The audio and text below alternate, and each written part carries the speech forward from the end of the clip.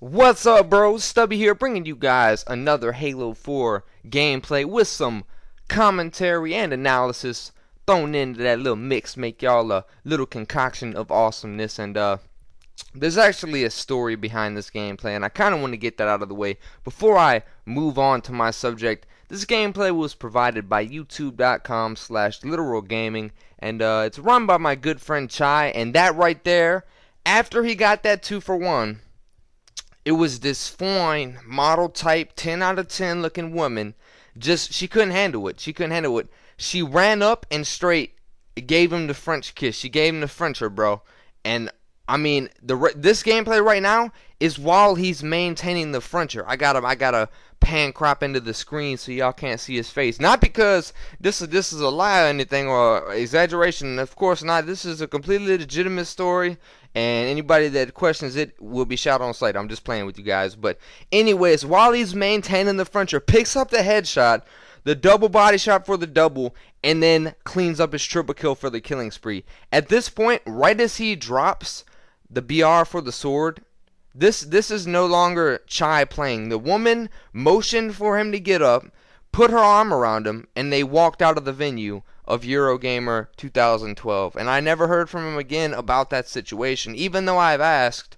But anyways, he handed the controller to his pet guinea pig named Roscoe, and he trained his guinea pig to play Halo proficiently. So he ends up going 18-1, which is that's pretty solid for, the game not being released yet, especially for a guinea pig. But it's always fun seeing Chai just destroy kids, going like 40-0. But it's also kind of a bit repetitive. You end up seeing scores like that, and the objective of the game for the opponent team or the opposing team becomes not to win but to run the fuck away from Chai. So it does kind of get boring. That's why I'm actually it's a joyous and valuable thing to have someone that is humble enough to pass the controller at points to his pet guinea pig, and his pet guinea pig just gets the job done. So that's a story anyways, guys. I just wanted to get that out of the way because I gotta give credit where credit is due. So thanks to youtube.com/literalgaming for providing the gameplay, even if it was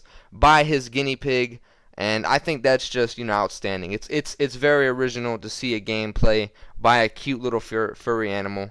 And I hope you guys enjoy it. But the subject I wanted to talk about was the matchmaking system or the ranking system in Halo 4. Alright, and I mean, there are levels that you rank up to. There is actually a level that caps out at 50, but then you go into specializations, and it ends up being you level up in those specializations, and you end up leveling up to the point where you're at level 130, maxed out, capped out. You have all the armor abilities, all the specializations maxed out. But the thing is, this is the thing that gets me, man. Never have they said anything about a true skill rating. And that's all I'm concerned about. I mean, the way I see it, it's like this. You guys can have that ranking system. That shit is awesome. I like it a lot. But there should be some form of true skill. I mean, they had the arena and Halo Reach, and I really didn't think that was that good of a gauge of, who the most skilled player was. But in Halo 2, man, Halo 3, they had true skill ranks. Like, when you got a 50, it wasn't that easy of a task. I mean, there was actually, a bit of a, prestige when you actually got to the highest rank. In Halo 2, you couldn't get to the highest rank, man. I'll tell you what, Halo 2 is the only game I'll say that I was good at. The highest rank I ever got was 36 out of 50. But you gotta understand, if you didn't play Halo 2, you don't know what I'm talking about. Because in Halo 2, once you get to about 35 and, around lower 40s, there's no way to win, man. People were host booting and just like, it was ridiculous in Halo 2. But in Halo 3, it worked out perfectly because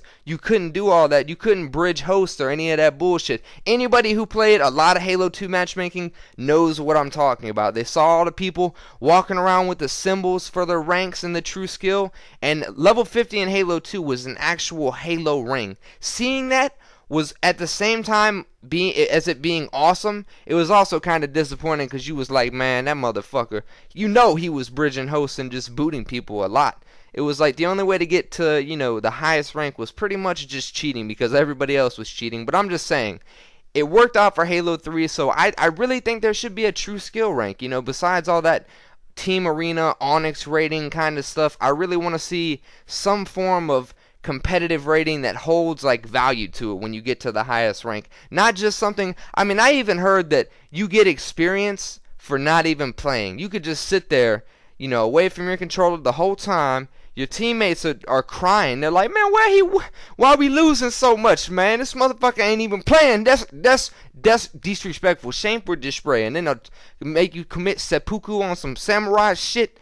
I mean, it's real. It's real in the Halo community nowadays. I'm just saying, like, it's going to be a tragedy if there are a lot of people that don't play. But I'm saying, if you can play Griffball and get the highest rank, then it's kind of painful. And I know there's specializations and whatnot, and you can rank up in those and end up at a, you know, a capped out rank, but it's still not a gauge of skill. It's just how much I mean, you could just play for a long ass time and be one of the worst players and end up at the highest rank. That's all I'm saying. I just don't want to see a game that has a no skill based rank to it. And I'm sure everybody else feels the same about that, and the gameplay is going to end soon. I really didn't get to discuss a lot of how the ranking system is, just because that's not the point of this commentary. The point is, I really hope that they do develop some sort of true skill rating to the game, whether it be another 1 to 50 ranking or a symbol ranking by your original ranking that you gained from gaining experience. Either way, I just really want to see something that, you know, is prestigious when you get to the highest rank, and I hope you guys do too. Leave a comment, and I hope you enjoyed the commentary and the gameplay. Big shout out to Little World Gaming for providing it, and I'll see you guys next time, man. Peace out, bros.